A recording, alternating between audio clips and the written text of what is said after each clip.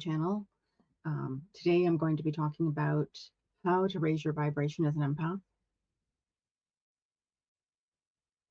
Empaths are highly sensitive people who are able to feel the emotions of others, and this can be a great gift, but it also can be a challenge.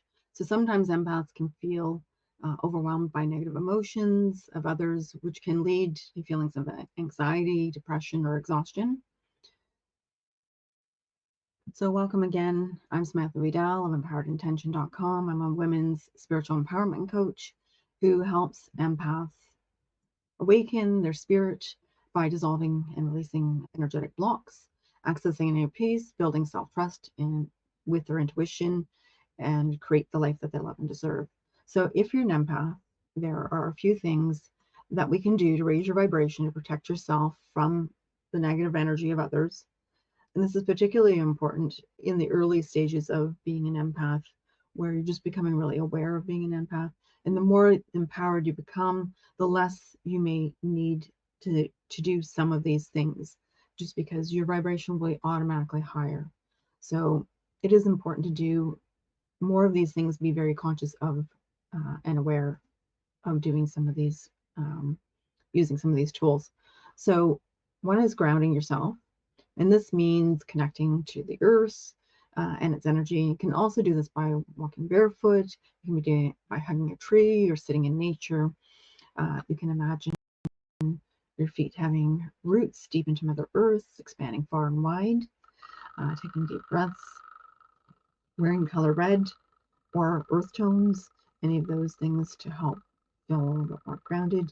Eating food like apples, root vegetables and fruits and nuts and things like that. So anything that's got that earthy tone or the red tones will help you connect with your root chakra and your earth star chakra, which will help keep you grounded, which is really important. The next tip is setting boundaries. And don't be afraid to say no to people or situations that make you feel uncomfortable. So just getting to know yourself and what kind of boundaries you want to set. And sometimes you have to start off small, and that can be just saying no to certain things, something that would be good to say no to. Sometimes if someone has asked you to do dishes, take that opportunity to say no, just to get that active in your body by saying no and setting boundaries, and say, or at least say no, not in this moment. I can do that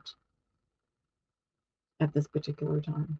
So by setting that kind of boundary, so that it gets you feeling more comfortable with setting boundaries, because it can be really hard for an empath to feel comfortable doing that by setting boundaries, because we want to please, and often the empath wants to please everyone, and we put ourselves last. So it is important to start with setting boundaries and learning through doing small things to prove and let you know that yourself is safe to do that. Do start setting those, and also taking a list and journaling what kind of things that you'd like to set boundaries around. Where do you feel like you're doing too much in? Maybe you're doing too much for other people. Maybe you're doing too much at work. Maybe just saying yes to everything.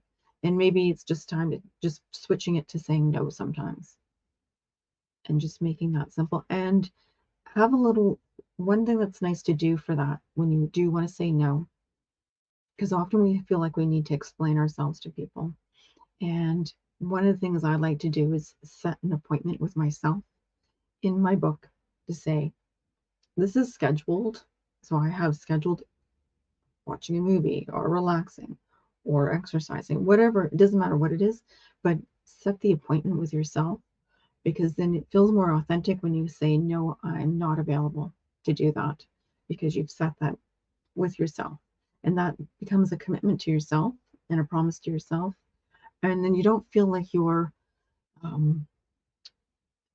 being a bad person by saying no to someone, because often we feel like, oh, well, I kind of have the time, but I really don't want to do it. And then you feel resentful, but you do it anyways, because you can feel the person's need for something. And so if you write it as an appointment for yourself, then you don't feel like you're lying, because you're not, because you're making a commitment to yourself. So it's just switching that commitment space to yourself as opposed to someone else. Okay, so tip number 3, practicing self-care. And that, just what we were speaking about, is also self-care. So this can include eating healthy foods, getting enough sleep, exercising regularly. So again, that's putting that in your appointment book as to the things that you want to do for yourself. So you're committed to yourself. And for the empath, it's really important to implement self-care. And that can be doing salt baths. And a lot of those things are helping to clear your energy as well. Like salt baths, just taking the time, even just doing nothing. Just know that even if you're watching a movie, it can be productive. So just being aware of what kind of movie you're watching, because that can also eat away your energy. So you want something that's going to be positive, especially if you're feeling depleted. But have that commitment to that me time, reading a book, or watching a video, or talking to a friend, or just sitting in silence with meditation. So any of that, to take any of that time to implement that self-care.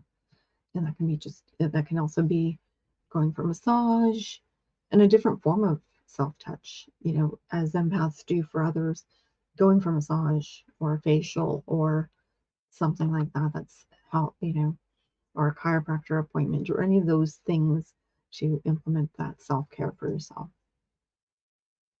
And tip number 4 is meditation or practicing mindfulness.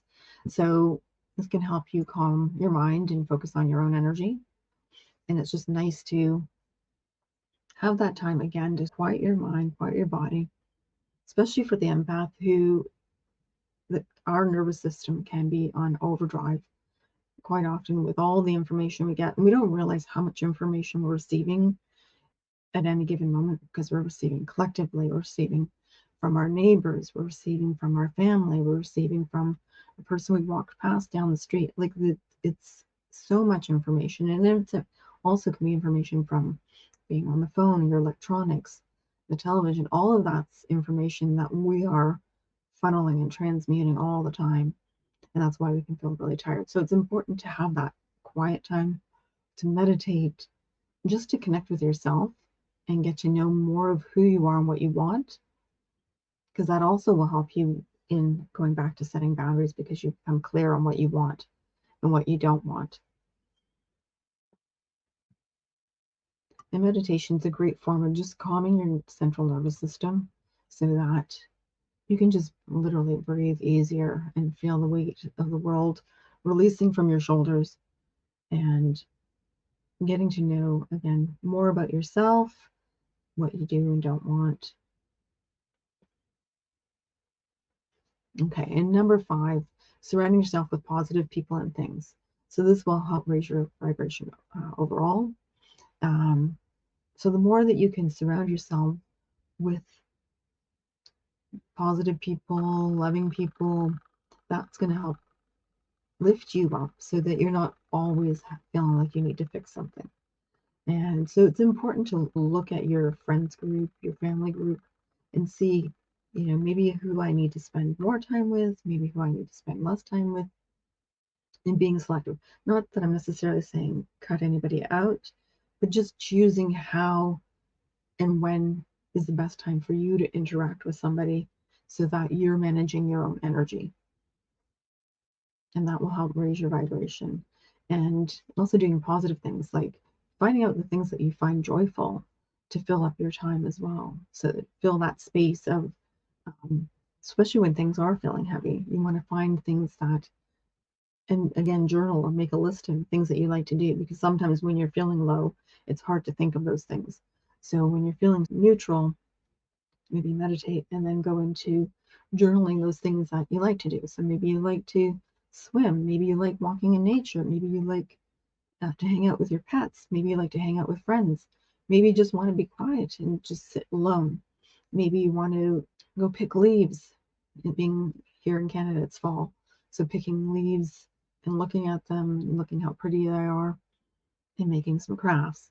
Just choosing those things that bring you joy, that give you that brief relief from the things that you're transmuting all the time, because otherwise it can bring us down or make us feel low.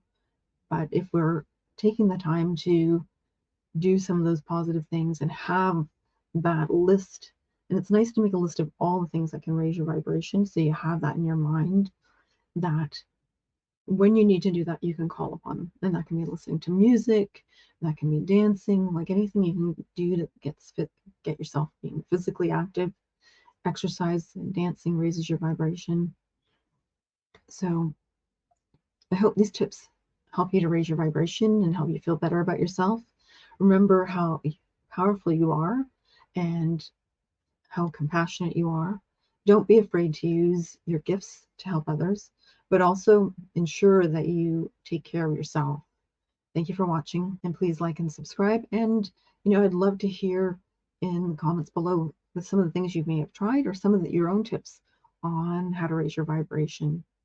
Till next time, thank you.